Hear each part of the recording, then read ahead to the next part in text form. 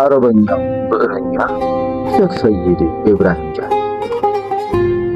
ሼክ ሰይድ ጫሊ በ1870ዎቹ መጀመሪያዎች አካባቢ ከአባታቸው ሼክ ኢብራሂም ያሲንና ከእናታቸው ወይዘሮ ዘቡራ መሐመድ ኢማም ተወለዱ። ሼክ ሰይድ ኢብራሂም እጅግ ሲበዛ ሊቅ፣ ፈጣን አእምሮ የነበራቸውና ከፍተኛ የሆነ የግጥም ዜማ ችሎታ የነበራቸው ሰው ነበሩ። እድገታቸው በራስ ወሌ ቤት ከእትዬ መነን ጋር ሲሆን በጊዜው ከነበሩ የአካባቢ ገዢዎች ጋር ያደረጉት ትግል፣ ከጣሊያን ጋር ያደረጉት ትግል እንዲሁም የአረበኛና የአጀም ጽሑፎቻቸው ሰርተዋቸው ያለፉት በርካቶች ናቸው።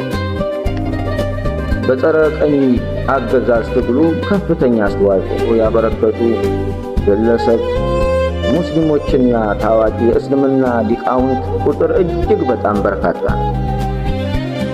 ከዚሁ ጋር በተያያዘ በጽሕፈት ስማቸው እስካሁን ተነስቶ የማያውቀው ሊቃውንት መካከል በበላይ ዘለቀ ጋር በመሆን ጣሊያንን ተዋግተው ያዋጉት ውስጥ የጫሊው ሼክ ሰይድ ኢብራሂም የሚጠቀሱ ነው። ከጣሊያን ጋር በተደረገ ትግል ጋር ተግባራቸው ጎልቶ መነገር ካለበት የእስልምና ሊቃውንት መካከል የጫሊው ሼክ ሰይድ ኢብራሂም አንዱ ናቸው።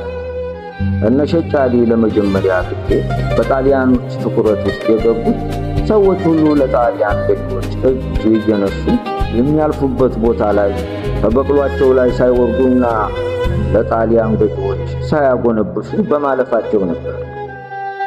የጣሊያን ገዢዎች ይህ ሰው